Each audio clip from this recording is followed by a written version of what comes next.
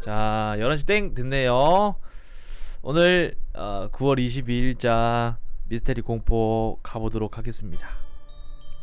자, 오늘 처음 만나볼 이야기는요,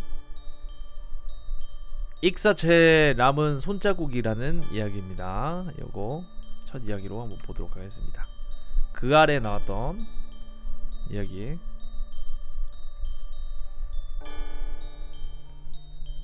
고 박연아씨 가명이고요. 46세. 남편과 야영 도중 익사사고를 당한 주부 박연아씨. 엄마는 튜브 있어도 발이 안 닿으면 절대 안 가세요. 되게 무서워하세요. 발이 안 닿으면 겁이 많으셔서.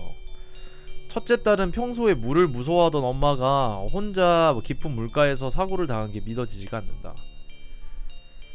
너무 이상해서 아직도 기억이 나는데 엄마가 살아 돌아오시는 꿈을 꿨어요. 엄마 주위를 빙 둘러서 구명조끼 입은 사람들이 있었어요. 그 사람들이 엄마 목을 이렇게 눌러서 물에 잠기게 하는 거. 이상한 꿈까지 꿉니다. TV에서 언뜻 주워들은 얘기도 있고 부검하면 뭐든지 다 나온다는 그런 얘기를 들었어요. 엄마가 너무 말도 안 되게 돌아가셔서 부검은 꼭 해봐야겠다고 생각을 했고요. 첫째 딸의 강력한 요청으로 엄마는 화장하기 전 하루 전에 부검을 하고, 부검 감정서를 보면 익사한 것은 사실입니다. 단순한 사고사라고 하기에는 목에 출혈이 왜 왔을까 사실은 설명이 잘 안 돼요. 그거는 뭐 가만히 물에 빠져 죽은 사람들한테서 목에 출혈이 생기진 않거든요. 나도 처음 봅니다. 처음 본 겁니다. 법의학과 교수. 그럼 일반 익사자에게는 이게 나올 수가 없는 현상입니다. 익사로 죽은 건 맞지만 익사사고는 절대 생길 수 없는 누군가 목을 조른 흔적이 발견이 됩니다. 직접 고인이 촬영한 동영상. 한 1m 정도야? 몰라, 이리로 와봐 좀. 그러다 빠져. 먼데로 가지마. 너무 멀리 가지마. 수영해봐.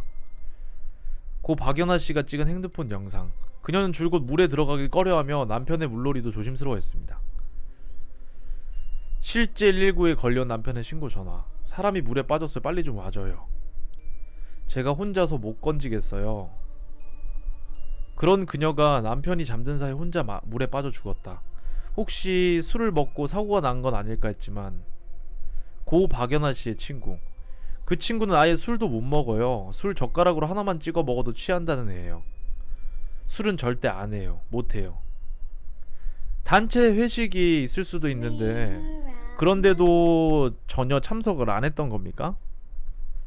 참석해도 밥만 먹고 가는 정도? 술이라든지 그런 건 전혀 안 맞았으니까. 혈액과 위 내용물에서 특기할 약물이나 동물이 검출되지 않았다. 그래 가자. 그래서 갔어. 물에 이거 튜브 차고 들어가더라고. 튜브 차고. 그런데 죽었다는 게 희한해. 야영 내내 얕은 물에서도 튜브를 하고 있었다는 박연아씨. 사인이 상당히 어렵다. 왜냐하면 목 쪽에 어떤 외력에 작용한 근거는 분명히 있어요.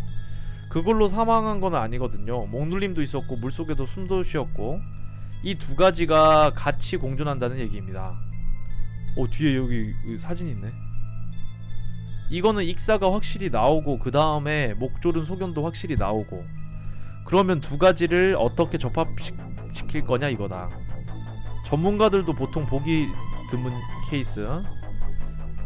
내가 내 목을 졸라보면은 이렇게 딱 목을 졸라요. 그러면 시뻘개진다고. 조르자마자 시뻘개지잖아. 그러다가 조금 더 지나면 톡톡톡 터져요 이게. 그래서 점막, 그 다음에 눈 주위에 이런 피부가 점상 출혈이 생긴다. 몸 곳곳엔 근육 출혈이 보이고 얼굴에서는 점과 같은 형태의 출혈까지 발견이 됩니다. 확실히 누군가 목을 졸랐다는 것. 우리가 추로컨대 물속에서 동시에 하지 않았느냐, 목을 조르면서 물속에 집어넣지 않았느냐, 물속에서 죽을 때까지 목을 졸랐다. 그런데 흔히 누군가 물속에 끌려가고 목이 눌리고 이렇게 되면은 죽기 살기로 반항을 합니다. 이분은 어떻게 보면 물속에서 부지불식 중에 제압을 당한 것이 아니냐, 경계심이 없는 상태에서. 방어원이 약하게 나타나는 걸로 보아 제대로 저항도 하지 못하고 사망했고요. 부검 결과 시신이 말하는 그날의 전말은 다슬기잡이에 정신이 팔린 그녀를 경계하지 않아도 될 누군가가 나타나 순식간에 물속으로 끌고 들어가 딱 죽지 않을 정도로만 목졸라 익사시켰다. 그래서 겉보기엔 그냥 물에 빠져 죽은 걸로 보였던 것. 이제는 그냥 엄마가 돌아가시기 딱 전날만으로 돌아갈 수 있었으면 좋겠습니다. 돌아갈 수만 있다면 제가 엄마를 구할 수라도 있지 않을까 생각이 들어요. 괜찮으니까 동생들 보고 있을 테니까 제가 더 놀다 와도 된다고 했어요. 저랑 동생들 위해서 많이 희생하시는 분이었어요. 그 깜깜하고 아무도 없는데 사고를 당하고 돌아가시는 그 순간에도 저희를 생각하셨을 것 같아요. 8월이면은 사람이 많을 때 아닙니까? 주말에는 엄청나게 많아요. 당시 휴가철이라 사람들이 많이 오가던 사건 장소. 그럼 누군가 부부를 목격한 사람들이 있을 텐데. 남자 둘은 이쪽 맞은편에서 그 낚싯대로 뜰락이라고 하지. 안테나 낚시라고 그러는데 그걸로 남자 둘은 낚시를 하고 있었다. 역시나 부부를 목격한 마을 주민은 당시 부부 말고도 다른 사람들이 낚시를 하고 있었다고 합니다. 실제 영상입니다. 목격자가 더 있을 것으로 보고 제작진이 목격자를 수소문했고, 제가 그것이 알고 싶다를 토요일에 잘 보거든요. 말일이었기 때문에 기억합니다. 가서 2박 3일 있다가 왔어요. 분명히 제가 기억하기에는, 왜냐하면 텐트 친 사람들이 이 사람들밖에 없었으니까. 그 주변에 텐트 친 사람들이 이 사람들밖에 없었나요? 네, 제가 기억하기에는 이 사람들밖에 없었어요. 차가 뭔지 기억나세요? 레조 하얀색. 제작진이 말하지 않은 부부의 차까지 기억하고 있는 목격자. 왜냐하면 으슥한 데에다가 딱 코너 거기 끝에다가 이렇게 딱 쳤었거든요. 조금 떠들고 손전등 비추고 하니까 남자가 들어가는 것 같아요. 남편이 유난히 사람들을 피한 게 이상해서 기억한다는 목격자. 실제로 다른 사람들이 많았던 주말엔 민박집에서 묵은 부부, 사람들이 다 빠져나간 월요일에 다시 텐트를 쳤고, 도착하셨을 때 그 주변에 다른 야영객들이나 이런 분들은 못 봤습니다. 그렇다면 제3자가 목을 누르고 만약 이랬을 수도 있어요. 그런데 중요한 건 뭐냐면, 그러면 그 상황에서 왜 주변에도 아무리 어두운 시간이지만 소리를 들었어야 하거든요. 이 모든 정황이 가리키는 유일한 용의자는 남편. 엄마가 돌아가신 상황에 아빠는 되게 엄청나게 힘들어하셨어요. 원래 제 앞에서 우시는 걸 제가 거의 본 적이 없는데 엄마 돌아가시고 나서부터 되게 많이 봤어요. 아빠가 그런 일을 했다고 생각하세요? 절대 아니죠. 장례식장에서도 되게 이상한 게 엄마 친구들한테도 절대 연락하지 말라 그러고, 아빠가 그 장례식장 가운데 딱 누워서 진짜 딱 대자로 누워서 코를 골고 자는 거예요. 그걸 보니까 진짜 확신이 들더라고요. 아빠가 엄마를 죽였구나. 아빠가 그럴 리 없다는 둘째 딸과 범인이 아빠라고 확신한 첫째 딸. 사실 이 가족은 재혼 가정으로 첫째 딸은 엄마가, 둘째 딸은 아빠가 데려왔습니다. 누군가 하나는 거짓말을 하고 있다는 거잖아요. 그쪽도 엄마 잃은 건 맞지만 저희 아빠랑 저희도 8년 동안 같이 산 부인이랑 엄마를 잃은 건데 당신이 죽였잖아 이러니까 너무 억울하고, 진짜 진실이 제대로 세상에 밝혀지고 저는 그 사람이 범인이라고 확신이 들어서 그 사람의 죄가 제대로 증명이 됐으면 좋겠어요. 자막엔 그쪽이라고 돼 있지만 실제로 엄마와 첫째 딸을 걔네라고 표현하는 둘째 딸. 우선 익사한 사람에게서 심장이 뛰지 않는 사람에게서는 무슨 손상을 줘도 출혈은 안 생깁니다. 남편은 아내의 목 흔적을 물에서 건져낼 때 냈다고 주장. 하지만 단칼에 자르는 전문가. 누워있는 아내의 목을 아프다는 소리가 날 정도로 세게 주물렀습니다. 보고 계시던 할머니도 아프게 왜 그러냐고 하셨었고 손자국이 났었습니다. 목 뒤 이 근육이 굉장히 강합니다. 이 사이의 근육간 출혈은 웬만한 지압으로는 발생할 수가 없습니다. 수중 스턴트가 온몸에 힘 빼고 강물에 떠있는 실험. 단 6분 만에 처음에 있는 자리에서 멀리 떠내려갔습니다. 남편이 숨진 아내를 찾아 헤맸다는 시간이 15분 이상. 그 말이 사실이라면 그녀는 훨씬 더 하류 지점에서 발견이 되어야 한다는 것. 남편의 주장엔 흐르는 강이라는 사실이 간과되어 있습니다. 시신 발견 당시는 칠흑 같은 어둠이 깔린 강가. 손전등도 없이 아내를 발견했다는 남편의 주장은 과연? 이 어둠 속에서 아내를 발견했다는 남편. 익사로 추정되는 이 사건은 계획적이었던 것으로 보입니다. 상당 부분 장기간 동안 이와 같은 사건을 머릿속으로 시나리오를 여러 번 짜본 것으로 보이고요. 이 진술서에서 정말 가장 눈에 띄는 점은 사건 당일, 그러니까 부인이 익사하기 전후의 상황이 정말 하나도 없습니다. 정말 가위로 오려낸 것처럼 이 7페이지나 되는 진술서 속에서 정작 사건 경위에 대해서는 단 한 단락도 나와 있지 않거든요. 정말 내가 결백하다면 내가 아무런 개입이 되어 있지 않다는 거를, 그러니까 당일 행적에 대해서 굉장히 자세하게 쓰고 싶어 할 거거든요. 아내가 사망하고 사망에 대한 본인이 살해 의심을 받고 있는 상황입니다. 분노 감정도 있을 수 있고 억울함도 있을 수 있고 슬픔이라든지 나 때문에 사망한 거 아니야 라는 자책감, 이런 것들이 자연스럽게 흘러나올 수 있는 감정의 흐름일 텐데 이 자술서에는 그런 감정의 흐름을 전혀 발견할 수가 없습니다. 성묘 갔다 오는 길에 교통사고가 났는데 엄마는 그때 이가 되게 심하게 다 앞으로 쏠려 내려오고 그냥 이렇게 쭉 가고 있는데 갑자기 전봇대에 박았어요. 그때 차가 흔들려서 뭘 피하려다가 그런 거였으면 저희도 미리 위험한 걸 인지했을 텐데 그런 게 아니라 그냥 직선으로 쭉 가고 있는데 갑자기 들이받았었다. 6개월 전 이 사고로 당시 조수석에 타고 있던 엄마는 반년 가까이 병원 신세를 집니다. 유독 처참한 조수석의 상태. 사고 내용은 전방주시 태만. 엄마가 자꾸 저한테 그런 말씀을 하시더라고요. 아빠가 엄마를 죽이려고 했던 거 아니냐고. 자기를 죽이려고 했던 것 같다고. 이 사고로 4,600만원가량의 보험금을 탔고 첫째 딸이 새아빠를 의심하기 시작한 것도 이 때문.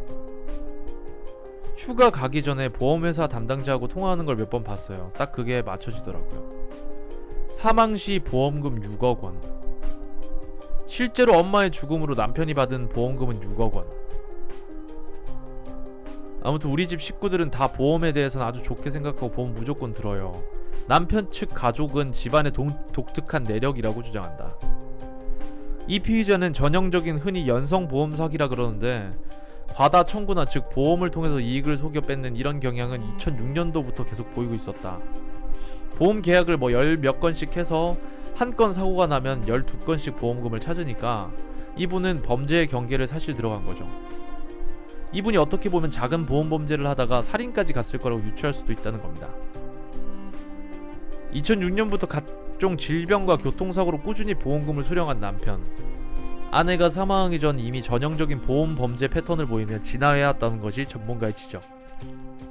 남편은 9개월 전 경영 악화로 아끼던 빵집을 닫아야 했고, 전문가들의 의견은 다 일치합니다. 아내분은 사고로 돌아가시지 않았다는 의견이에요. 전부 아내분은 사고가 아니라 살인으로 돌아가셨다고 얘기를 하십니다.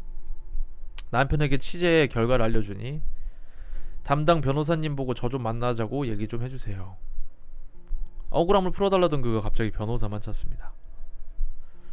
새아빠는 교도소를 나가면 첫째 딸을 가만두지 않겠다고 협박하는 중 현재 1심 재판에서 남편의 혐의는 모두 유죄, 그에게 무기징역이 내려졌지만 남편은 곧바로 항소를 준비하고 있다고 합니다. 아내의 사망보험금 수령 후 그 돈으로 산 주식은 구속되기 전 둘째 딸 명의로 돌려놓은 상태라고 하네요. 자, 뭐 아주 굉장히 씁쓸한 내용의 이야기였습니다. 어찌 보면 이게 보험에 엄청 안 좋은 단면이 아닌가. 정황상 모든 범인 용의자를 남편으로 가리키고 있는데 이 남편은 오리발을 내밀고 있는 상황이죠. 참, 만약에 아닐 수도 있잖아. 아니라면은 정말 억울한 상황이지만 정황상 만약에 남편이 맞다면은 정말 쓰레기네요. 사실상 뭐 재혼을 언제 몇 년간 했는데 그래도 아무리 오랜 시간은 아니더라도 뭐 딸도 뭐 이렇게 각자 딸들 이렇게 해가지고 재혼을 한 거지만 9년이라는 8년 가까이 그렇게 뭐 10년이 가까운 시간을 같이 보낸 가정인데 새아빠의 선택은 좀 너무 극단적인 게 아닌가. 장례식장에서 술 먹고 자고 있다는 게 슬퍼지던. 근데 장례식장에서 뭐 술 취해가지고 이렇게 막 이렇게 쓰러져 있는 사람들은 뭐 있을 수 있는데 장례식장은 뭐 그렇다 쳐도 다른 정황들이 너무 이거는 남편이 너무 이건 계획 범죄라고 말해주고 있는데 참 딸들은 무슨 일단 엄마를 잃은 친엄마를 잃은 첫째 딸의 심정은 뭐 말할 것도 없고 만약에 둘째 딸은 이 사실을 알고 있었다면 진짜 천하의 쌍년이고 만약에 몰랐고 아빠를 믿었는데 이런 범죄 사실을 둘째 딸이 알게 된다면 그 둘째 딸도 좀 앞으로 살아갈 때 얼마나 큰 충격이겠습니까, 그렇죠? 사망 보험금이 6억 원이 된다는 게 참 이것도 좀 말이 안 되긴 하지. 이미 10년 전부터 그러니까 재혼을 하던 그 당시부터 이거를 계산을 하고 있었을지도 모르겠네요. 왜냐면은 앞전에 막 자잘구리한 걸로 보험 범죄를 거의 이제 이미 했다시피 했으니까 앞으로 일어날 일을 미리 계획을 했던 거일 수도 있겠네요. 재혼하는 그 순간부터. 정말 안타까운 사연입니다. 자, 다음 이야기 한번 보도록 하겠습니다. 시흥동에서 일어난 사건입니다. 요거 시흥동이 어디죠, 여러분들? 시흥동 사시는 분 있나요? 시흥동 사시는 분 계신감? 시흥동에서 일어난 칼부림 사건이라고 합니다. 실제 사진들이고요.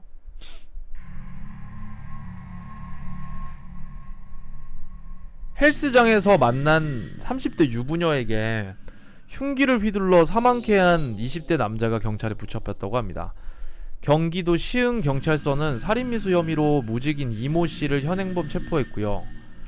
경찰에 따르면 이 씨는 지난 1일 오후 5시 40분쯤 경기도 시흥 신천동의 한 과일가게 안에서 흉기로 회서한 김모 씨를 수차례 찌른 혐의를 받고 있습니다. 김 씨는 사건 발생 직후 병원으로 옮겨졌으나 과다출혈 등의 이유로 2일 새벽에 숨졌고 경찰 조사 결과 이 씨는 올해 초부터 헬스장에서 유부녀인 김 씨에게 구애를 하다가 김 씨가 거리를 두자 홧김에 이를 저지른 것으로 드러났습니다. 이 씨는 평소에 우울 증세를 보여왔던 것으로도 밝혀졌습니다. 경찰 관계자는 피해자가 사망함에 따라 살인 혐의로 구속영장을 신청할 예정이라고 하네요. 요거는 뭐 그냥 내용을 봤는데 사진이 워낙 끔찍해서 스크랩을 했어요. 이런 길가 한복판에서 일어난 보복살인도 아니고 그냥 이제 사이코패스죠.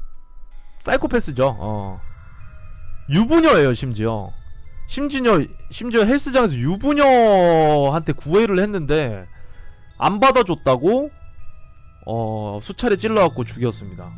심지어 연하입니다. 29살이고요 30살이겠죠 36살 김모씨 아줌마한테 구애를 했는데 유부녀한테 구애를 했는데 안 받아줬다고 이렇게 살해를 해버린 그런 사건이네요. 상당히 또라이고요. 지역 비하는 당연히 안되죠. 지역 비하는 그 지역이 문제가 아니라 여러분들 이 일을 한 사람이 문제인 겁니다. 아시겠어요? 이 범죄를 일으킨 이 또라이가 문제인 거지. 경기 시흥시는 잘못이 없어요. 그러니까 근데 헬스장 진짜 저도 이제 연애를 할 때 한창 이제 헬스장을 경계를 많이 했는데 헬스장에서 정말 특히 이제 트레이너들이 이렇게 많이 있고 그런 헬스장에서 참 이 야리꾸리한 일들이 많이 일어나. 뭐 불륜도 일어나고 뭐 바람도 나고 뭐 트레이너랑 이렇게 뭐 이상 야식꾸리한 일도 일어나고 항상 이 트레이너가 뭐 이런 일들도 많이 일어나고 헬스장에서 참 이상한 일들이 많이 일어나. 그래서 저도 막 헬스장은 안 된다 그렇게 얘기했던 게 기억이 나는데 저는 헬스장 안 갔습니다. 아무튼 요거는 뭐 안타까운 사연이었고요. 다음 이야기 보도록 하겠습니다. 자, 요거는 되게 유명한 짤이에요. 이건 제가 몇 번이나 방송에서 이렇게 보여드렸었는데 요거는 영상으로 함께 만나보시죠. 요거 번역본은 제가 처음 봐가지고 이게 그냥 미스테리 영상이라고만 알려져 있는데 요 영상 같은 경우에는 I feel so fantastic이라는 영상입니다. 되게 유명한 영상이고요.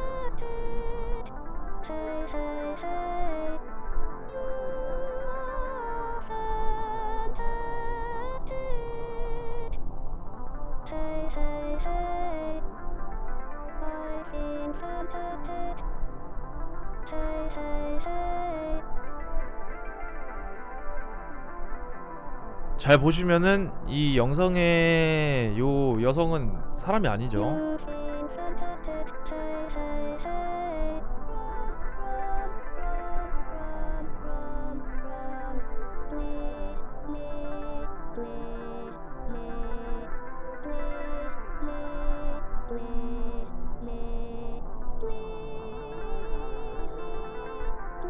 요걸 좀 땡겨 볼게요. 잠시만요. 요 영상을 좀 땡겨 보도록 하겠습니다.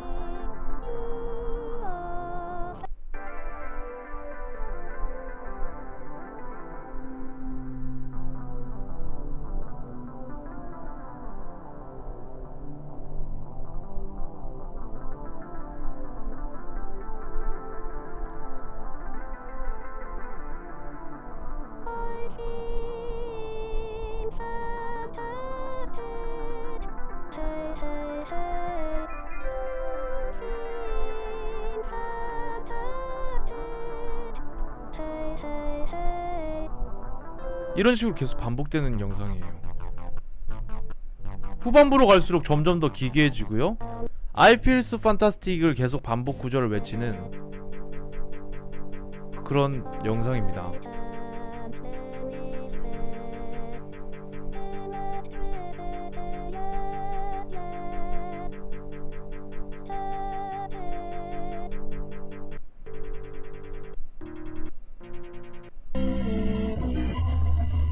영상은 약 15분간 진행이 되고요. 후반부로 갈수록 이런 그로테스크한 장면이 반복이 되는 그런 영상이었습니다. 뭐 더 보기에는 너무 기분이 나쁘기 때문에 더 보진 않고요. 자, 요거의 번역본이 나왔다고 하네요. 내용을 알면은 상당히 소름 끼치는 동영상이다. 이 동영상은 한 연쇄 살인마가 촬영한 것으로 한 마네킹이 보이고 I feel fantastic이라는 문장을 기계음을 통해서 반복적으로 내뱉는다. 그리고 중간중간 한 정원의 바닥을 클로즈업하면 나타나는데 바닥에 잔디 틈새를 통해 배선이 나와 있는 것을 볼 수 있다. 즉 땅속의 배선이 마네킹과 연결이 되어 있고 연쇄 살인범은 여성의 옷을 벗긴 후 산채로 땅속 관에 파묻었고 그 후 여성이 땅속에서 비명 소리를 지르면 오디오 감지기를 통해서 소리를 감지하여 장치된 프로그램에 따라 I feel fantastic 예예예 난 지금 황홀함을 느낀다 라는 전자음이 마네킹에서 송출되게 장치를 했다. 전자음도 미세하게 높낮이가 다른데 이것은 여성이 비명을 지르는 톤의 송출 세기에 따라 전자음의 방영이 된 것이다. 영상의 중후반부에 마네킹이 쓰러져 있고 kill it with fire, kill it now 라는 단어를 내뱉는데 연쇄살인범은 피해자의 고통스러운 비명 소리를 그가 예술 프로젝트의 일종으로 자신의 감정을 번역 그대로 환상적인 느낌이라고 표출을 했다. 후에 이 영상은 논란이 되었고 일이 커지자 원본은 지워졌고 네티즌들이 복사해둔 영상만이 남아있다. 2분 49초 여기서부터 좀 이상하고 12분 이상부터는 소름이 끼친다고 한다. 2분 49초 영상을 한번 보도록 하겠습니다.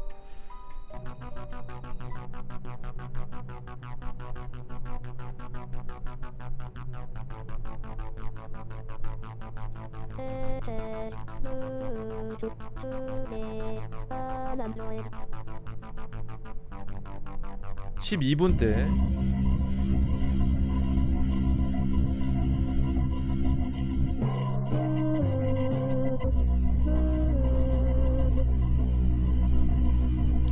그러니까 이 영상에 지금 이 마네킹 로봇 같은 게 이런 식으로 이제 음성을 내는 게 저 땅속에 묻혀있는 어떤 익명 여성이 잡혀있는 묻혀버린 여성이 이제 고함을 지를 때마다 이 로봇가 이제 이런 식으로 뭐 이렇게 반응을 해서 움직인다 이런 건데 뭐 사실인지 아닌지 진위는 밝혀졌지 않지만 만약에 사실이라면 사이코패스 중에서도 씹사이코패스의 이제 소행이죠. 상당히 좀 무서운 영상. 저번에도 이거 작년에도 봤었고 했는데 이 영상의 내용에 관한 거는 이번에 처음 올라와서 만약에 이 내용이 사실이라면은 정말 좀 이 영상 자체가 정말 끔찍한 영상이 아닌가.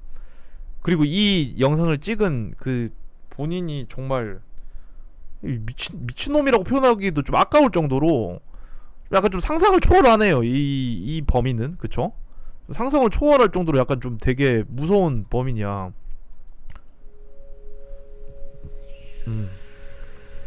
알필 판타스틱, 이거는 유튜브에서 알필 판타스틱이라고 검색을 하시면은 영상을 보실 수가 있고요. 엔간하면은 오래 보는 건 추천드리지 않습니다. 영상을 저도 이제 이거 스크랩 하느라 14분, 저는 0분 0초부터 이제 14분을 풀로 다 봤는데, 다 보고 나서 머리가 띵하고 어지러움 증세가 좀 많이 일어났어요. 이 영상은 엔간하면은 다 보지는 않는 걸 추천드리고요. 댓글도 없어. 이거 댓글도 없었어. 자, 일단 다음 이야기 바로 가보도록 하겠습니다. 이런 사이코패스들은 정말 어떤 약간 좀 일반 사람들과 좀 뭔가 생각하는 게 좀 다른 것 같아.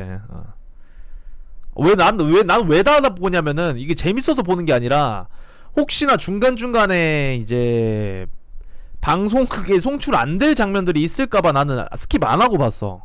왜냐면 이제 또 정지 당하면 안 되니까. 중간중간에 혹시 자객잘 같은 게 있을까 싶어가지고, 이 검증되지 않은 영상이잖아요. 그래서 이제 다 본 거야. 근데 머리가 존나 아팠어, 보고 나서. 그날 머리 띵했어요.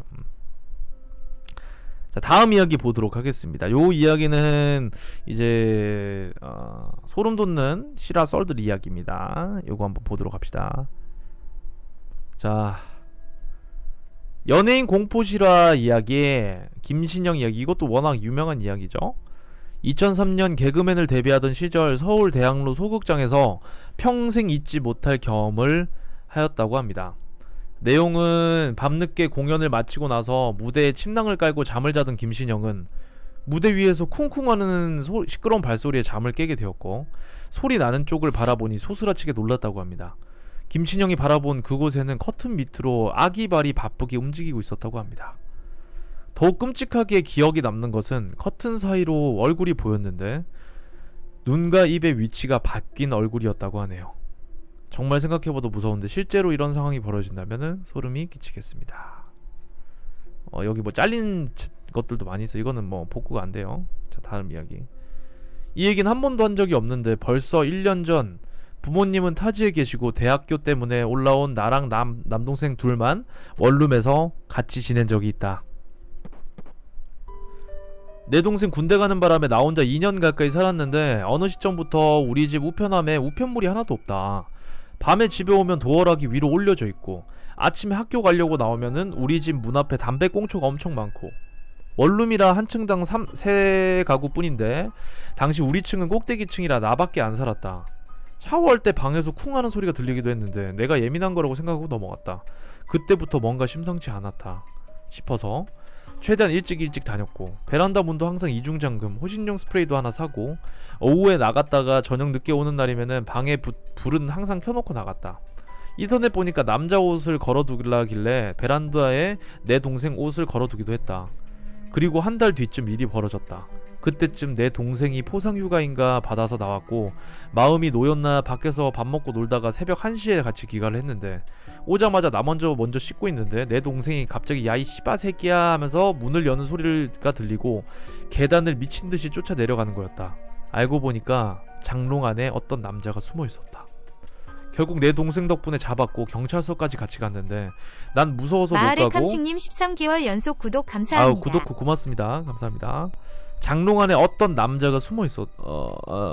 잠깐만. 알고 보니까 몇 달 전부터 내 거 우편물 다 들고 가고, 심지어 나 없을 때 우리 집 비번을 뚫어서 왔다 갔다를 자주 했다고 했다. 내 동생이 하는 말이 걔 주머니에서 내 속옷이 나왔고, 듣다가 졸라 소름 돋았던 게 옷장을 열자마자 그 변태 새끼가 내가 베란다에 걸어뒀던 내 동생 옷을 입고 졸라 쪼개고 있었다고 한다. 그리고 그날 당일 나한테 일을 내려고 했었는데 나한테 잡혀서 망쳤다고 떳떳하게 말했다.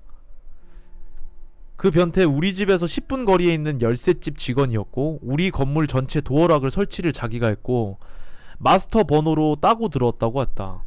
그때 내 동생 휴가가 아니었고 나 혼자였으면 생각만 해도 끔찍하다. 지금은 이사도 하고 시간도 지나서 괜찮아졌지만 그 일 이후로 심리치료를 3개월 정도 받았고, 혼자 사시는 분들을, 특히 여자분들은 저처럼 나에겐 일어나지 않을 일이라 여기지 마시고 항상 조심하세요. 평생 트라우마로 남습니다. 야, 이거는 어떻게 대처할 수가 없는 거 아니야? 열쇠집 직원이 씨발 이런 짓을 벌이면은, 아니 어떻게 막아? 열쇠집 직원이 문을 마스터 번호로 따고 들어온다는데 이거 뭐 어떻게 해? 어? 와 이거는 좀 아니 이거는 솔직히 여성이어서 더 그거겠지만 남자였어도 무서워. 만약에 나 혼자 여기 사는데 여기 마스터키 따고 누가 남자가 들어와가지고 흥미나 빵대기를 보자 하면은 소름 끼치지. 2분 전에 부재중 찍혀 있길래 근데 부금이 갑자기 왜 이러냐. 부금이 지 맘대로 돌았네. 2분 전에 부재중 찍혀 있길래 걸었는데 없는 번호라고 한다. 진짜 아직까지도 소름이 돋는다.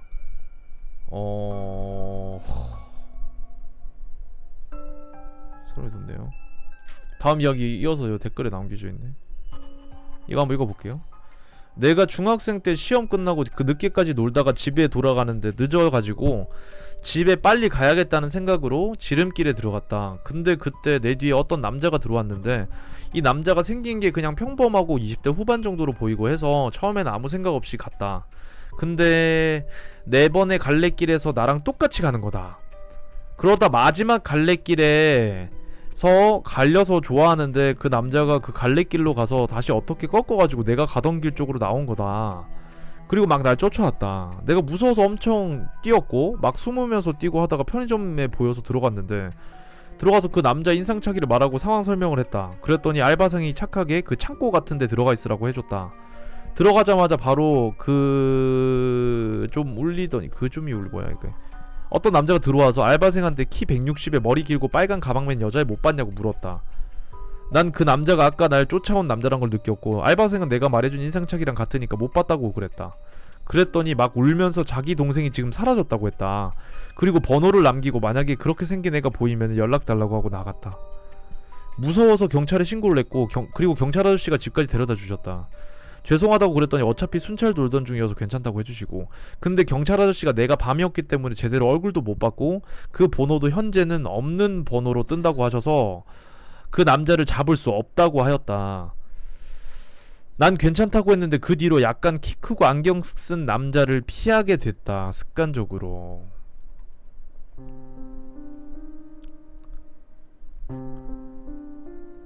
자, 요런 일도 있었고요. 그리고 뭐 댓글에 뭐 여러 가지가 있는데 집에서 졸라 긴 머리카락이 나왔다. 130cm짜리. 근데 우리 집에는 그만큼 긴 사람이 없다. 내 핸드폰에 맨날 나가 죽어 재수없는 년 막 이런 문자 와서 친구랑 같이 얘 뭐냐고 진짜 무섭다고 막 그랬는데 나중에 알고 보니까 그 친구였다. 그 친구가 어두운 방에서 폰하다가 손 미끄러져서 카메라를 눌렀는데 얼굴 인식 네모난 거 화면에 엄청 많이 뜬 거 무서웠다. 내가 후각에 진짜 예민한데 놀다가 집에 들어왔는데 진한 땀 냄새가 난다. 오빠 군대 갔을 때여서 땀 냄새가 날 사람도 없었고 집에 아무도 없었는데 처음 맡아본 냄새였다. 뭔가 이상해서 바로 집에서 나와서 집 근처에서 장사하시는 아빠한테 전화해서 집에 누구 있는 것 같다고 하니까 아빠가 한 10분 뒤에 경찰이랑 같이 집 뒤졌는데 내 방 장롱이랑 천장 사이에 좁은데 거기 어떤 사람이 웅크리고 있었다. 내 후각이 아니었으면 벌써 무슨 일 당했을 듯. 참 별의 별일들이 많이 일어나네요. 예. 별의 별일들이 많이 일어납니다. 근데 정말 이런 일이 여러분들 남일같이 생각하지만은 주변에서 많이 일어날 수 있는 게 내가 의경생활 때 출동을 나갔었는데 이런 강력 범죄로 내가 출동을 나간 적이 몇 번 없고 거의 손에 꼽을 정도거든. 근데 그때마다 나갔을 때 이 범인이 잡히거나 하면은 거의 다 지인이야. 면식범이야. 저희 관할지에서 한번 강력범죄가 일어났었어요. 성폭행 사고가 일어나가지고 그것도 10대 여고생이었나 여중생 성폭행 사고가 일어났는데 우리까지 동원될 정도면 엄청 큰 사고였어. 그게 이제 긴급한 상황이었던 거지. 의경들이 이제 그 주변 일대 산이랑 이런 것도 다 수색하고 그 몽타주를 다 이렇게 배급받고 그 몽타주를 찾아서 불신검문도 하고 이런 식으로 이제 출동을 나갔던 적이 있는데 그 범인이 뭐 우리가 근무 끝날 때까지는 뭐 없었어요. 진전이 없었는데 좀 지나선가 잡혔어. 근데 동네에 그냥 오빠 그러니까 아는 사람인데 얼굴만 아는 오빠 있지. 친한 사람은 아니야. 친한 오빠도 아니고 그냥 동네 그 주민인데 얼굴만 아는 오빠였어. 그러니까 아는 사람도 아니지 어떻게 보면은. 그 이제 범행 동기가 우발적인 그걸라고 이제 얘기를 했는데 알고 보니까 엄청나게 좀 이렇게 계획을 한 할까 말까 막 이렇게 고민하다가 이렇게 그게 우발적이었던 거고 예전부터 계획을 세우고 있었던 범죄자였습니다. 범인은 20대였고요. 그리고 이제 몽타주랑 똑같이 생겼다고 알고 있어요. 되게 소름이 돋았어 보면은.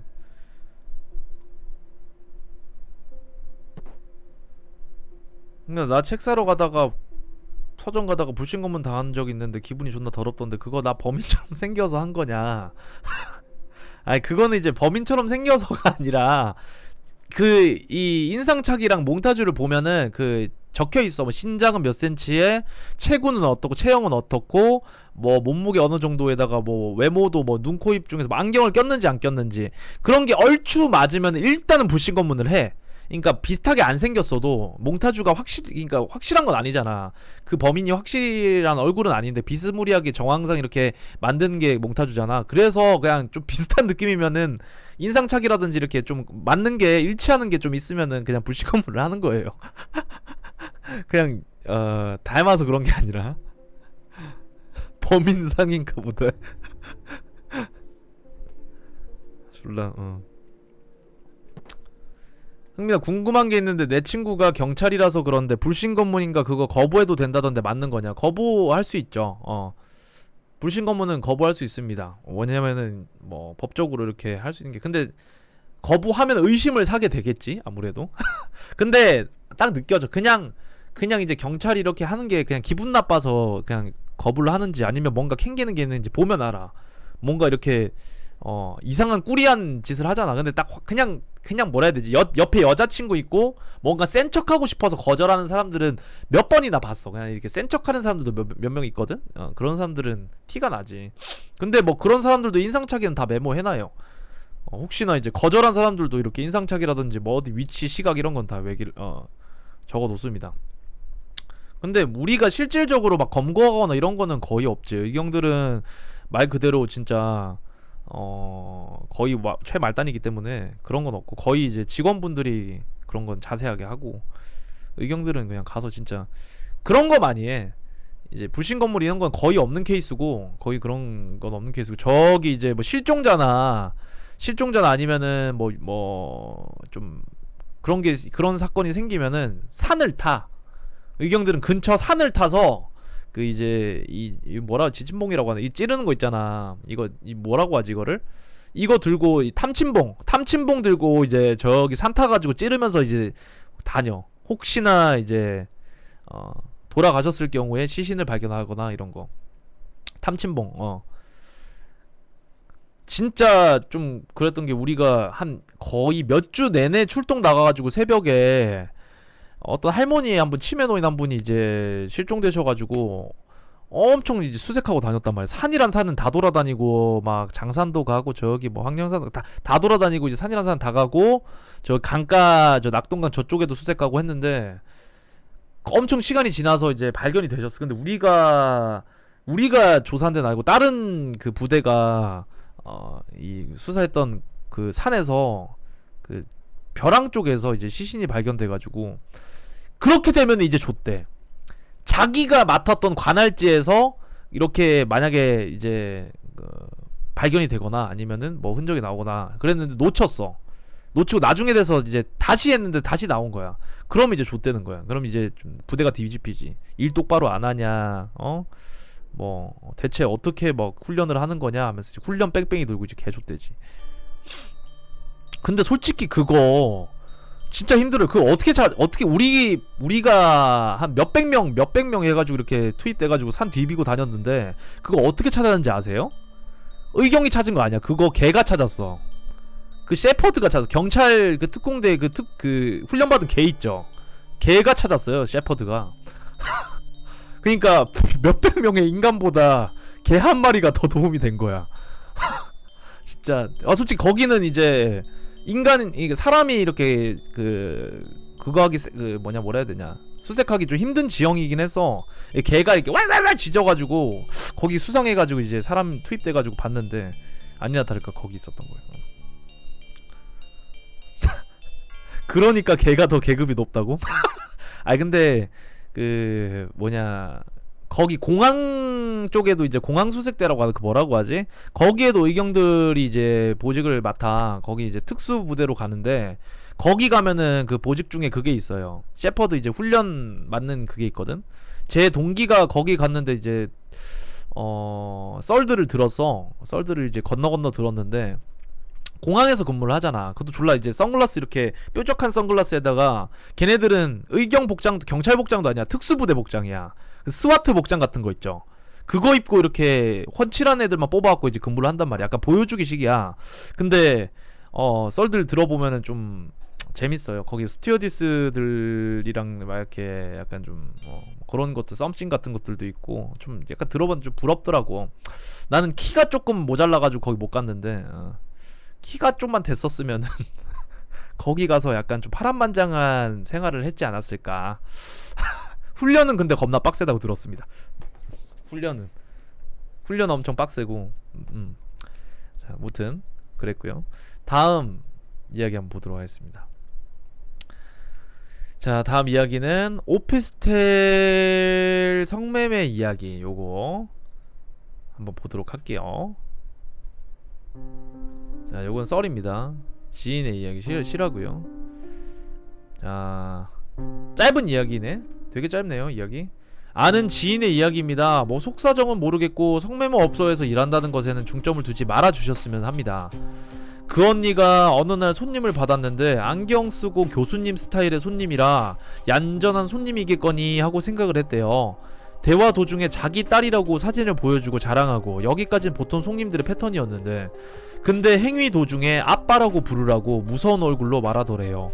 그 언니는 너무 무섭고 자기가 안 하면 그 딸에게 무슨 짓을 할 것 같아서 아빠라고 불러줬더니 굉장히 만족한 얼굴로 흥분을 하더라고. 근데 그런 놈이 한둘이 아니래요. 그거 듣고 진짜 너무 소름 돋기도 하고 역겹더라고요.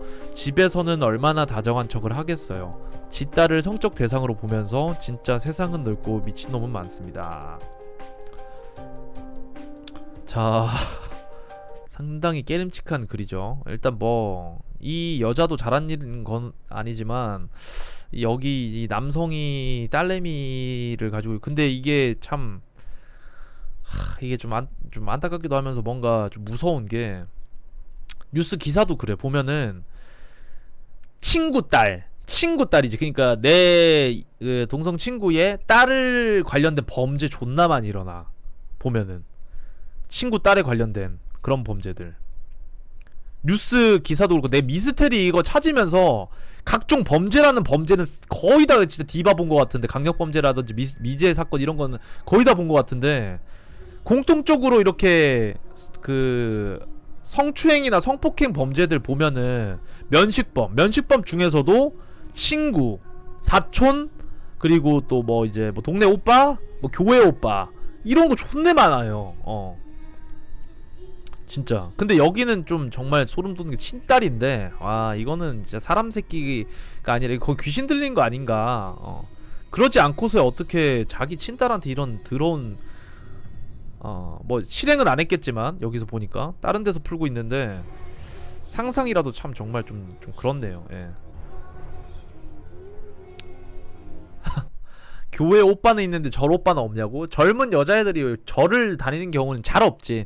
뭐 부모님 따라서 이렇게 가지 않고서야 거의 이제 뭐 어린 여성들은 뭐 거의 다 이제 뭐 교회를 가지. 교회 성당을 많이 가고, 절은 뭐 그 템플스테이 이런 거 할 때나 가지. 그리고 절 오빠도 잘 없지. 절 가는 사람들은 거의 좀 연배 있으신 분들 많이 가고 하니까. 절 다니시는 분 있나요, 여기서? 절 다니시는 분들? 절을 여러분들 절 하니까 생각난 건데, 내가 예전이었 언제였지? 내가 밤에 절을 간 적이 있었는데, 그때 방송 키고 갔지 않나요? 나 밤에 절 간 적이 있었어. 밤에 절 가면 졸라 무서워. 밤에 여러분들, 그리고 절에 귀신들 막 볼 수도 있다고 막 그래가지고 내가 간 적이 있었거든. 졸라 무서워. 밤에 절 가면은 가끔 가다가 그 종 치는 소리 같은 거 있지, 띵 하는 거. 그런 거 들리면 소름 쫙 끼쳐. 밤에. 아니 밤에 절 깜깜해요. 불도 안 켜져 있어. 가끔 가다가 그 이제 불상 앞에 그 뭐 촛불이나 이런 거 이제 아니면 조금 이제 뭐 살짝 밝혀져 있는 정도? 밤에 절 가면은 아무것도 없어. 깜깜해 진짜. 아무것도 안 보여. 무슨 기분이냐고? 진짜 무서워. 그냥 흉가 이런 거 뺨쳐. 그냥 진짜. 그래서 만약에 허가가 난다면은 막 그 흉가 이런 벌칙 많이 하잖아. 흉가 벌칙 그냥 뺨 후들겨 갈겨. 절이 제일 무서워. 밤에 절 가면 존나 무서워. 맞지. 근데 밤에 절에 막 장난치거나 이런 거 하는 거 되게 안 좋다고 들었어요. 그 뭐라더라, 귀신들이 이렇게 구천을 떠도는 귀신들이 절에 많이 모인다 카대. 밤에 귀신들 떠도는 그 시간에 절에 많이 모인다 카대. 뭐 사실인지는 모르겠지만 무서웠고요. 자, 다음 이야기 한번 보도록 하겠습니다. 자, 살면서 들은 이야기 중에 가장 무서웠던 이야기, 과연 어떤 이야기일지 보도록 하겠습니다. 살면서 들은 이야기 중에 가장 제일 무서웠던 이야기. 약 3달 전에 있었던 일입니다. 일단 이건 전혀 꿈도 아니고 구라도 아닙니다. 저희 집에 아파트인데 복도 형식으로 돼 있는 아파트예요. 6층에 살고 있거든요.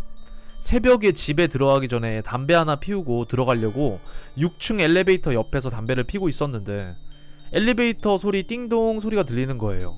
그래서 엘리베이터를 숫자를 봤더니 6인 거예요. 그래서 그냥 곁눈질로 누가 내리나, 아는 동네 어른이면 담배 숨겨야지 하고 지켜봤는데 그 컴컴하고 어두운 복도에서 생전 처음 보는 웬 30대 좀비같이 생긴 아줌마가 검은색 드레스 같은 거 하나 걸치고 뚜벅뚜벅 엘리베이터 문 앞에 나오더니 두 눈 동그랗게 뜨고 싸늘한 눈빛으로 저를 꼬라보는 거예요.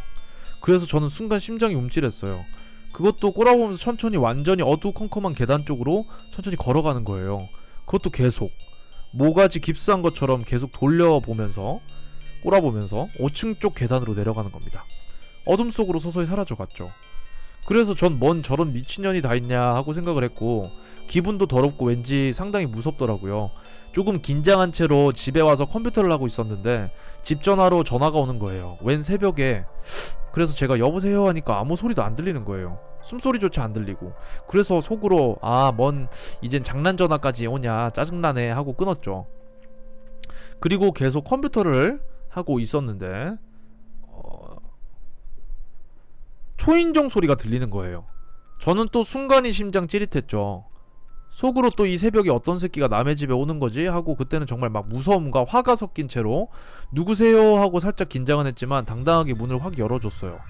근데 아무도 없는 겁니다. 그래서 다시 문을 잠갔죠. 이런 님이 집에서 혼자 고민을 하다가 담배가 땡겨서 왠지 문 앞 복도에는 나가기 싫고 베란다에 나가서 창문 열고 담배를 피면서 아파트 단지 풍경 감상을 하면서 담배를 피고 있는데 저기 자동차들 주차되어 있는 곳에 웬 검은색 사람 모양이 보이는 거예요. 자세히 보니까 아까 그 아줌씨였던 거예요. 근데 더 날 미치게 만든 건 멀리서 저를 정면으로 또 쳐다보는 겁니다. 그녀는 저보다 밑에 있으니까 고개까지 쳐들고 차렷 자세로 완전 직각으로 6층 저희 집 쪽을 향해 쳐다보고 있었어요. 그리고 한쪽 손 들고 이리 내려오라는 손짓을 막 하는 거예요. 제가 그래서 순간 완전 당황해서 보호 본능적으로 감각으로 야이 뭐 새끼야 하고 소리를 치니까 그년이 오냐 한번 해보자라는 식으로 손짓을 더 하는 거예요.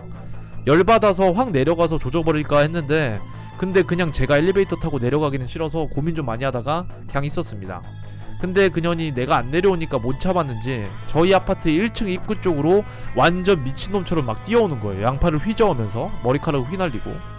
헉 됐다 우리 집 왔는데 어떡하지? 하고 하필 그때 저희 집에 혼자 있었고 저희 동네에 사는 친구한테 급 전화해서 지금 빨리 오라고 했죠. 친구는 뭔 일이냐고 깜짝 놀래며 알았다고 했고 제가 워낙 그때 긴장돼서 목소리가 부들부들 떨렸으니까 일단 오라고 막 소리를 쳤죠. 집도 코앞이라서 금방 오는 거리였는데. 그래서 저희 집에 있는 야구방망이를 들고 문 앞에서 타격 포즈를 취하고 있었습니다. 완전 그때 저도 제정신이 아니었어요. 전현을 죽여야 산다라는 생존 본능이 생기더라고요. 좀 기다리다 보니까 역시나 초인종 소리가 들리는 거예요. 친구일지 그 아줌마일지 모르기에 긴장이 초절정이었습니다. 그래서 전 재훈이냐? 라고 소리를 쳤는데 그랬더니 친구 목소리가 들렸어요. 잽싸게 문 열어주고 친구가 들어왔고 친구한테 모든 걸 다 말하고 친구가 뱉은 말 중에 엘리베이터가 버튼을 눌러도 작동이 안 돼서 계단으로 뛰어왔다고 하더라고요. 그래서 그러려니 하고 친구랑 좀 이런저런 얘기하고 친구는 저희 집에서 잠을 잤는데, 근데 다음날 저희 아파트가 완전히 난리가 났습니다. 얘기를 들어보니까 새벽 시간에 바로 저희 동 아파트 엘리베이터 추락 사고가 있었고 14층에 사는 아줌마하고 남자가 죽었습니다. 예전에 뉴스에도 나왔어요. 바로 청주 저희 아파트에서 일어났던 사고인데, 아무튼 그때 정말 저는 기절할 뻔했습니다. 뉴스 내용이 충격적이어서요. 그 아줌마 본 시간이 새벽 2시 좀 넘어서였는데 뉴스에서 기자가 한 말이 사고 시간이 새벽 2시경이라는 거예요. 그리고 30대의 미혼 여성이라고 하더라고요. 일치한 점이 너무 많아서 전 그때 정신과 치료까지 받을 뻔했습니다. 그리고 더욱 미치는 점은 그 여자 죽고 나서 또 한 명 남자가 죽었습니다.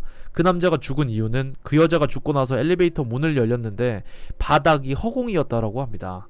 그래서 그 남자가 무심코 타다가 추락해서 즉사했다고 합니다.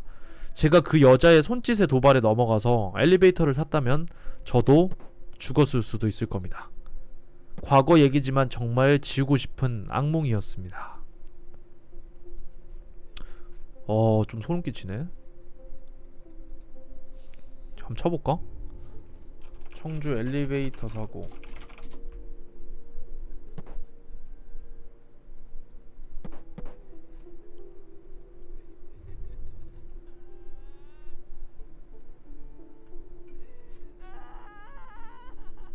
이건 철거고 아니고. 청주에서 왜 이렇게 엘리베이터 사고가 많이 났냐?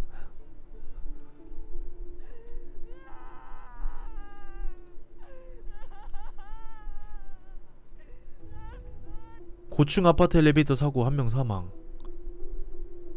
이건가?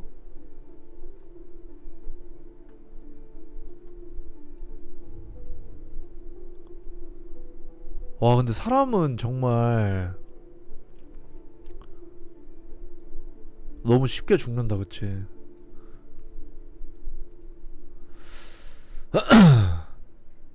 뭐 너무 오래전 이야기일 수도 있어서 뭐 찾기는 힘드네. 무튼 그 기사를 보면 좀 더 소름이 돋을 것 같은데 기사는 뭐 못 찾겠네. 오래된 일이라.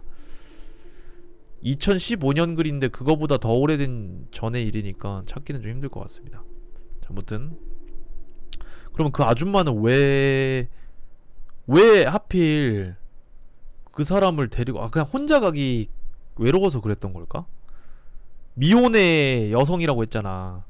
그냥 진짜 길동무로 삼으려고 그랬던 것일까? 그런 얘기가 있잖아요. 얘가 미신이긴 하지만은 그 뭐냐, 사람이 너무 급작스럽게 단명을 하면은 데려가려고 한다고. 친구나 아니면 주변 사람들을 데려가려고 한다고. 데려가려고 뭐 꿈에 찾아오거나 한다고.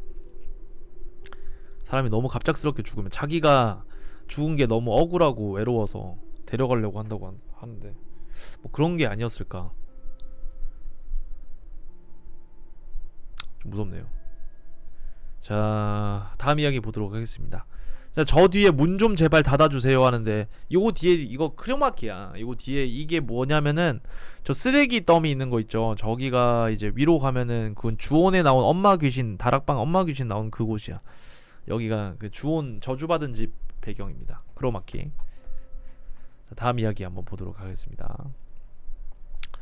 꿈 사고 파는 것을 너무 가볍게 생각하면 안 됩니다. 요거 한번 읽어보도록 할게요. 꿈을 사고 파는 것을 너무 가볍게 생각하지 마시오라는 이야기입니다. 요 이야기 한번 보도록 하겠습니다. 내가 최근에 되게 기분 나쁜 꿈을 꿔긴 꿨는데, 내가 하도 개꿈을 많이 꾸는 편이라 별거 아니라 생각을 했는데 오늘 연락 온 친구 얘기 듣고 한번 써본다. 때는 7월 중순에서 말쯤. 나는 경기도 용인내에 사는 여자인데, 나랑 어느 정도 친하긴 하지만 나랑 집이 좀 멀어서 요즘엔 서먹서먹했던 친구가 하나 있다. 친구는 인천에 살고, 어쩌다가 나도 시간이 되고 그 친구도 시간이 돼서 어쩌다가 만났다. 근데 친구가 좀 많이 피곤해 보이더라고. 내가 그래서 무슨 일이 있냐고 물어봤었는데 처음엔 친구가 별일이 없다고 했는데 잠깐 혼자 머뭇머뭇거리더니 요즘 들어 악몽을 꾼다고 했다. 내가 무슨 꿈이냐고 물어봤더니 얼굴이 하얀 기분 나쁜 남자가 자기를 쫓아다니는 꿈. 근데 그런 꿈을 하루도 빠지지 않고 계속 꾼다.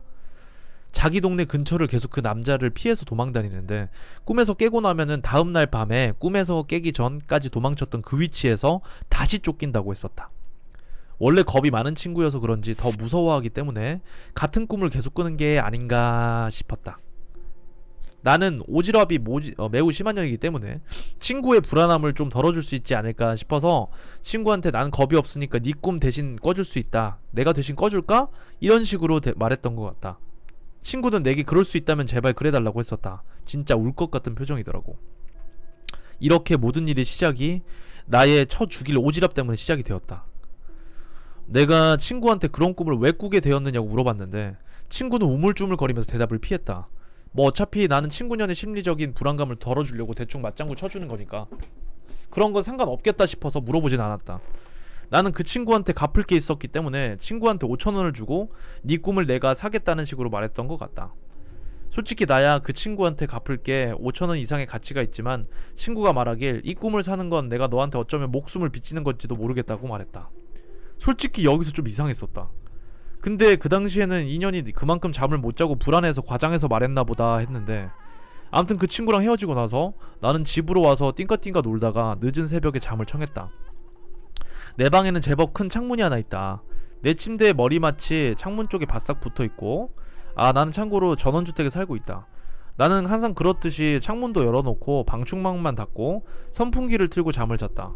근데 그날부터 바로 이상한 꿈을 꿨다. 꿈에서 핸드폰으로 막고를 치면서 노래를 듣는데 문득 선풍기를 돌린 건 다리 쪽인데 머리맡에서 서늘해지는 걸 느꼈다. 나는 아무 생각 없이 창문 쪽을 쳐다봤는데 이게 웬걸. 웬 하얀 얼굴이 창문 밖에 둥실둥실 떠다닌 거다. 남자인 것 같았고 근데 나를 쳐다보고 있었다.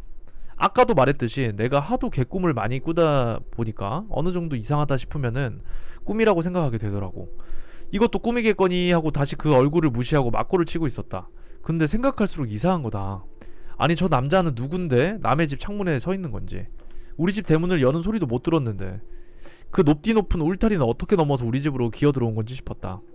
우리 집에는 대문에서부터 강아지가 있고 마당에 강아지가 있는데 심지어 강아지들이 짖지도 않는 것이 너무 이상한 거다. 뭐하는 사람인지 물어볼까 하다가 에이 귀찮다 그냥 무시하자 이러고 말았던 것 같다. 평소 같으면 이렇게 태평하지 못했을 거다.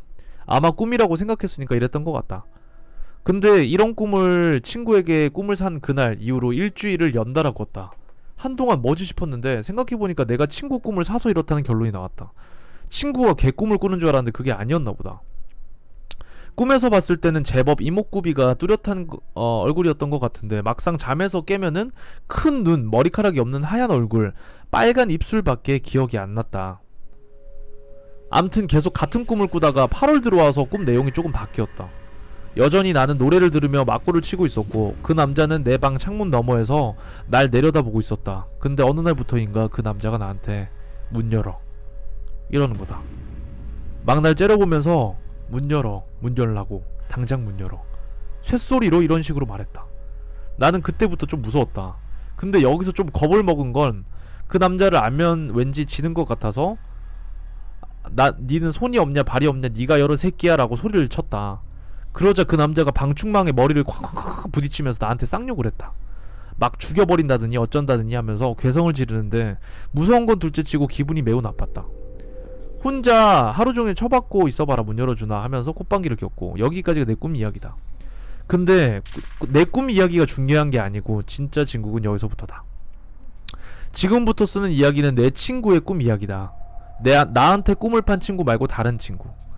나한테 또 다른 친구가 연락이 왔었다. 얘도 요새 들어 연락이 좀 뜸했던 앤데 갑자기 나한테 전화를 하더니 다짜고짜 야 너 별일 없지? 몸은 괜찮아? 막 이랬다. 이건 뭐냐 싶어서 아무 일 없다고 왜 그러냐고 했더니 친구가 자기가 꿈을 꾼 게 너무 불길해서 걱정이 돼서 전화를 했다고 했다.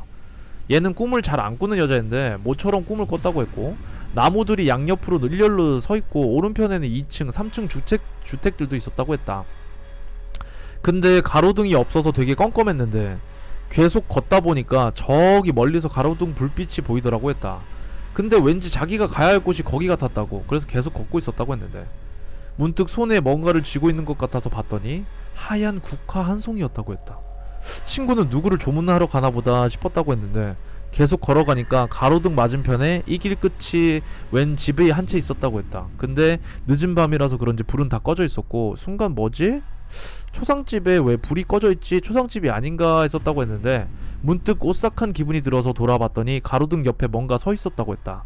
자세히 보니까 사람이었는데 근데 그 사람 상태가 좀 많이 안 좋아 보였다. 처음에는 머리만 둥둥 떠다니는 걸 알고 십겁했는데 자세히 보니까 검은색 망토로 목부터 발목쯤까지 가리고 있었고 친구가 그 사람을 쳐다보니까 그 사람도 친구를 쳐다봤다고 한다. 그러더니 갑자기 팔을 들더니 어디를 가리키면서 하는 말이 저기가 네 친구 방이다. 가서 네 친구 깨워서 데리고 나와. 이러더래. 그 친구가 누군지 얘기를 안 해줬는데 순간 머릿속에 내 얼굴이 떠오르면서 아 여기가 그년 집이다 싶었다고 했다. 내 친구 그 남자한테 누군데 정모 씨를 찾아요? 라고 했는데 그랬더니 그 남자가 오늘 네 친구녀는 죽을 거야. 내가 죽일 거야. 이러더래. 순간 친구가 손에 찝찝함을 느끼고 손을 봤는데 국각곳에서 시뻘건 피가 뚝뚝 흐르더라고 했다. 진짜 이 상황을 도망쳐야겠다 싶어서 그 남자한테 집에 없는 거 아니에요? 갔는데 없으면 어떡해요? 라고 했는데 그 남자가 아냐 있어. 저기 있어. 내가 매일 밤 감시하고 있거든. 친구는 그 순간 너무너무 무서워서 기분 나쁜 낯선 남자가 막 나한테 해코지 할까봐 겁도 났다고 했다. 남자는 자꾸 친구를 재촉하고 친구는 어쩔 줄 몰라 하고 있었고 근데 갑자기 친구가 걸어온 길 쪽에서 딸랑딸랑 하면서 방울 소리가 들렸다고 한다. 어두운 가로수 길 속에 사람 형체가 막 보이기 시작하는데 자세히 보니까 그게 수년 전에 돌아가신 자기네 할머니가 곱게 한복을 입으시면서 오시는데 무서운 표정으로 하시고 오시더라는 거야. 나도 그 할머니가 살아생전에 자주 배웠기 때문에 아는데 할머니 풍채가 좀 좋으시다. 아무튼 그 할머니가 오시더니 남자한테 여기가 어디라고 니놈이 와있냐 라면서 호통을 치셨고 친구는 할머니 돌아가셨는데 싶었지만 일단 아는 사람이기 때문에 할머니 쪽으로 쪼르르르 갔다고 했다.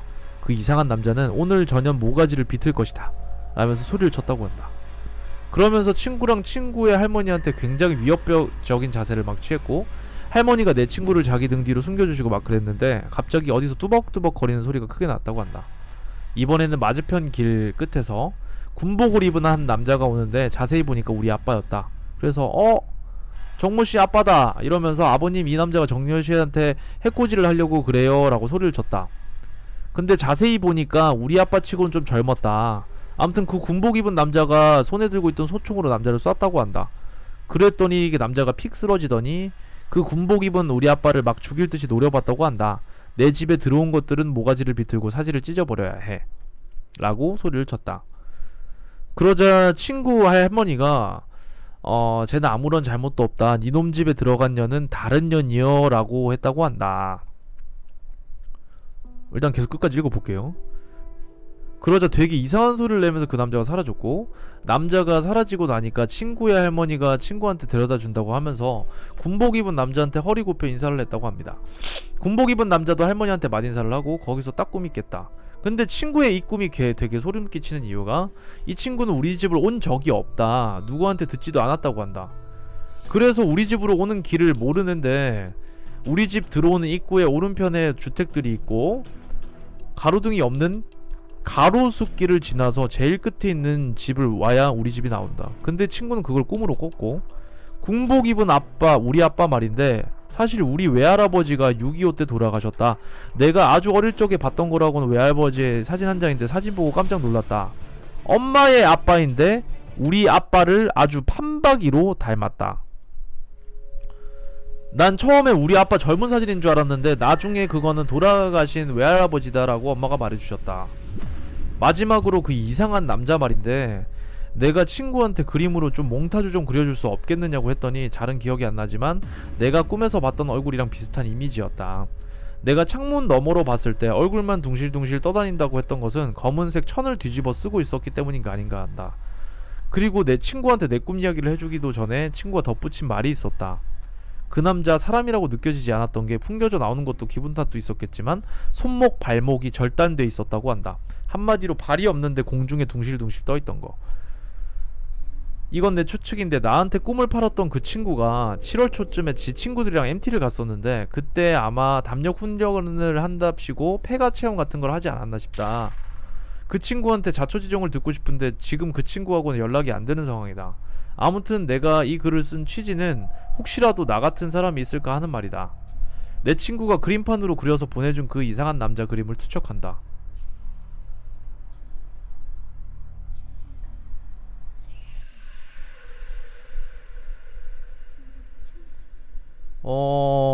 그 후기 글이네요? 아침 일찍 6시가 넘은 시간이었다. 갑자기 베개 아래 밀어뒀던 핸드폰이 울렸다. 내가 나름 새학기에 자세를 갖추겠다시고 좀 일찍 알람을 맞춰놨기에 난 그건 줄 알았다. 그래서 끄고 자려고 핸드폰을 잡았는데 아니 이럴 수가. 몇 주째 연락 두절이었던 친구녀한테서 연락이 온 거다. 나한테 꿈을 팔았던 친구녀의 전화가. 순간 이게 꿈이야 생시야 했는데 막 그동안 내가 폭풍 문자 전화를 해도 안 받던 년이 갑자기 지가 알아서 전화를 하니까 무섭더라. 막 드라마나 영화 같은데 보면은 죽으면 구급요원이나 죽은 사람이 가족이 폰으로 막 전화해서 사망 소식 전하고 그런 게 많잖아. 솔직히 난 친구가 꿈 때문에 죽을 리는 없다고 생각을 했기에 신경을 안 썼는데, 저번에 올린 글에 어떤 사람이 친구년한테 무슨 일이 생기는 거 아니냐고 썼는데 그거 보고 나니 그 상황이 왠지 딱 오버랩이 됐다. 아무튼 조심스레 전화를 받았는데 다행히도 꿈을 판 친구년이었고, 근데 인연이 전화를 해고도 말을 하지 않는 거다. 자다 깬 나는 뭐지? 이러다가 계속 수화기 너머로 말이 없으니까 내가 먼저 말을 꺼냈다. 괜찮아? 라고. 그랬더니 인연이 갑자기 허엉하고 울기 시작했다. 여기서부터 소름이 쫙 돋았다. 얘한테 무슨 일이 생긴가 싶어서 내가 울지 말라고 왜 그러냐고 했더니 미안해 라고 했다. 내한테 꿈을 판 친구를 친구 1, 내 꿈을 꿔준 친구를 친구 2라고 하겠다.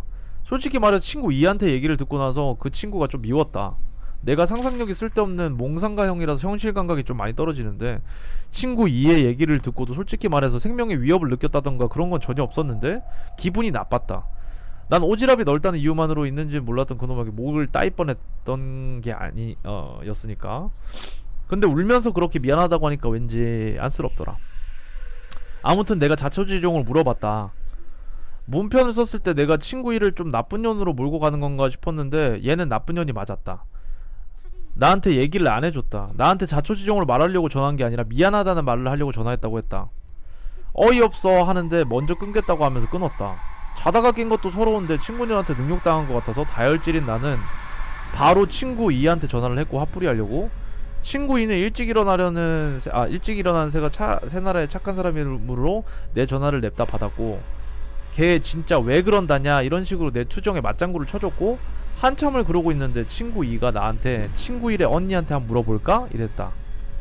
친구 1한테는 2살 많은 언니가 있는데 친구 1과 친구 1의 언니보다 친구 2와 그 언니가 좀 더 친하다. 말도 안 되는데 스발 이게 무슨 말이지? 친언니보다 얘가 더 친하다고? 그러더니 전화 끊어보라고 하고 그 언니한테 전화를 한다고 했다. 그러고 나서 한 11시쯤이었나? 친구 2한테서 전화가 왔다. 나는 좋아라 하고 냅다 받았고, 근데 소름이 끼치는 얘기였다. 친구 1의 얘기를 듣고 나니까 제대로 현실 깨란 기분. 친구 2가 친구 1의 언니한테 전화를 해서 들은 얘기를 쓰겠다. 위에서도 말했듯이 친구 1과 언니는 친자매긴 하지만 사이가 아주 좋진 않았다. 그냥 서로 내 위로 언니가 있고 내 밑으로는 동생이 있구나 했다. 하루는 언니가 친구 1이 너무 신나 보여서 왜 그러냐 했는데 친구들과 MT를 가기로 했다면서 완전 좋아하길래 어차피 자기가 가는 것도 아니고 해서 어디로 가는지 안 궁금하고 누구랑 가는지도 안 궁금해서 그냥 그러려니 했다고 한다. 언니도 이상한 낌새를 알아차리기 시작한 건 친구 1이 MT를 다녀와서부터였다고 한다. MT에서 돌아온 게 한 10시에서 11시쯤? 언니랑 엄마랑 치킨을 시켜 먹으면서 TV를 보고 있는데 친구 1이 왔다. 술이 살짝 취해가지고 해볼래 하는데 계속 혼잣말로 너무 재밌었다는 둥 어쨌다는 둥 자란지를 막 했다고 한다. 언니랑 엄마는 빨랑 씻고 가서 자라고 하고 치킨을 마저 먹고 각자 방으로 들어갔는데 언니랑 친구 1이랑 같은 방을 썼다. 침대 하나에 둘이 같이 자는데 친구 1이 먼저 퍼질러 자고 있길래 언니도 같이 옆에 누웠다고 한다. 언니가 막 친구들이랑 카톡하면서 꾸벅꾸벅 졸고 있었는데 핸드폰 배에 올려놓고 살짝 잠에 빠지려고 했는데 갑자기 옆에서 누구세요? 이러더래. 깜짝 놀라면서 봤더니 친구 잠꼬대였던 거다. 평소에 잠꼬대 하는 년이 아닌데 오늘은 너무 피곤해서 그런가 싶었다고 한다. 언니가 잠꼬대 한번 스펙타클하게 하네 이러고 다시 자려는데 자꾸 옆에서 누구세요를 반복하더래. 언니가 너무 무서워져서 소름이 끼쳤다가 이거 대꾸해줘야 되는 건가 해서 언닌데요 이랬다고 한다. 그랬던 친구 1이 아저씨가 왜 우리 언니예요? 우리 언니 아니잖아요. 누구세요? 아저씨 누구세요? 이러더래. 언니가 여기서부터 너무 무서웠다고 한다. 막 자기 옆에서 자기 동생이 막 하는 게 너무 무서워서 막 잠 못 들고 있다가 어느 순간 갑자기 잠이 들어서 그냥 잤는데, 아침에는 멀쩡한 동생을 보고 아 그냥 개꿈 꿨구나 하고 말았는데, 하루가 갈수록 점점 수척해지더라. 동생이 불면증도 있어 보이는 것 같고, 엄마가 무슨 일 있냐고 물어봐도 악몽을 꿨다고만 말을 하고 입을 다물더래. 근데 어느 날부터인가 친구가 되게 개운한 얼굴로 자고 있더라. 아마 이때가 내가 꿈을 꾸고 있었을 때. 언니가 모처럼 기분 좋은 꿈을 꾸나 보다 싶어서 그냥 혼잣말로 뭐가 그렇게 기분이 좋냐라고 했는데, 자는 친구 얼굴을 보면서 그랬더니 친구가 살짝 웃는 표정으로 드디어 갔다 이제 안 온다 이러더래.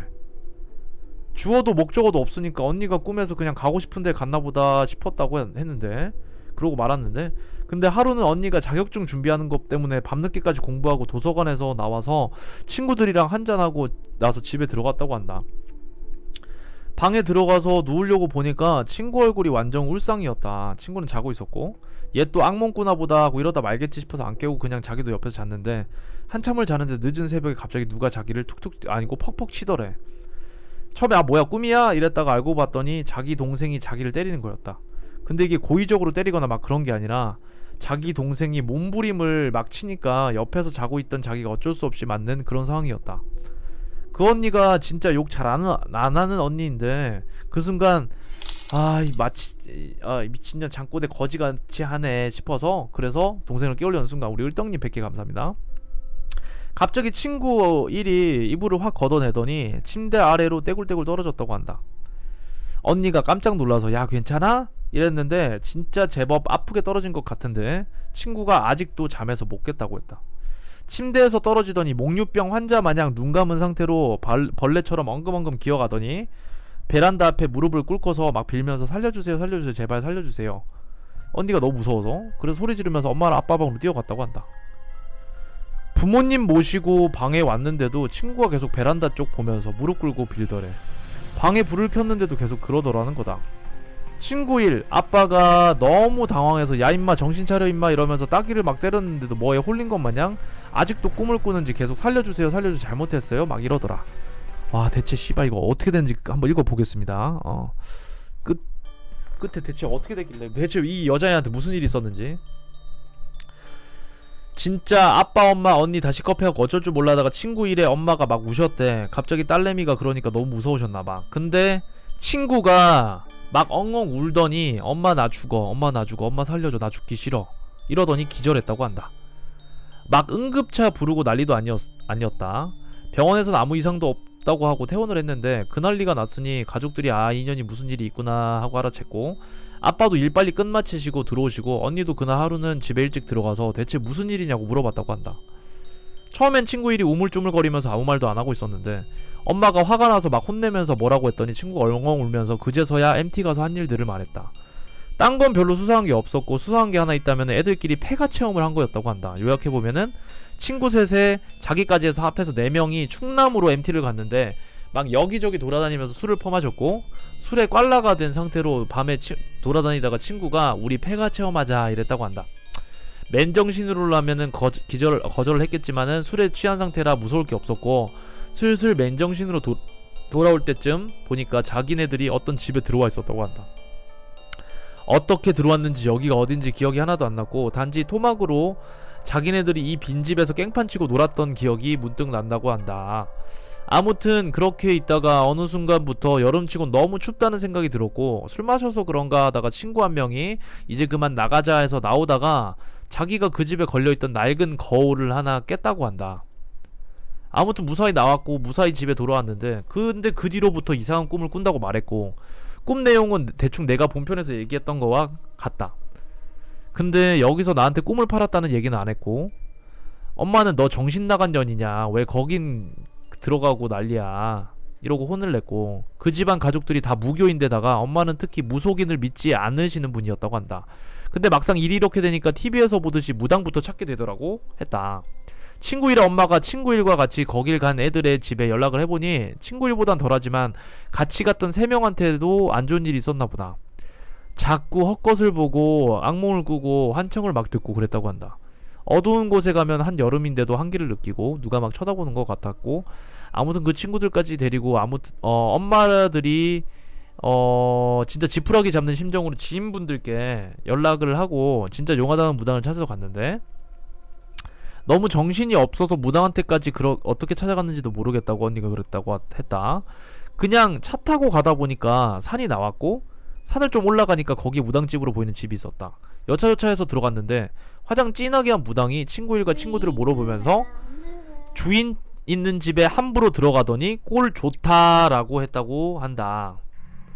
엄마들이 어떻게 좀 안되겠느냐고 했더니 무당이 애들을 쓱 훑어보더니 친구 일을 노려보면서 다른 년들은 떼어내기 쉽지만 저년은 어려워 죽을 팔자야 이랬다고 한다. 친구 일에 엄마랑 언니가 너무 무섭고 막 그래서 눈물을 흘리면서 그래도 좀 어떻게 안될까요? 제발 좀 살려주세요 이랬더니 무당이 너 뭔가 숨기는 거 있지 이랬다고 한다. 분위기가 쌓여지고 친구 일에 엄마가 막 친구 일을 때리고 살고 싶으면 숨기는 거 당장 말하라고 했다. 네가 협조를 해야 살 거 아니냐고 막 우시면서. 근데 친구 일은 그런 거 없다고 막 우겼다고 한다. 무당이 친구 일한테 너 말 안 하면 누가 모를 줄 알고 이 엄한 친구년 팔아먹었잖아 라고 호탕을 쳤다고 한다. 그러면서 가뜩이나 시인년이 정신 차려도 쫓아내기 어려운 마당에 전현이 지 잘못 모르고 입 다물고 있으니까 전현 등 뒤에서 어깨에 얼굴 올려놓고 날 째려보는 놈이 더 안 가려고 그런다고 했다. 친구가 막 오열하면서 내 얘기를 꺼냈고, 친구를 만나서 여차여차해서 꿈을 팔았고 그 뒤로 악몽을 안 꿨다.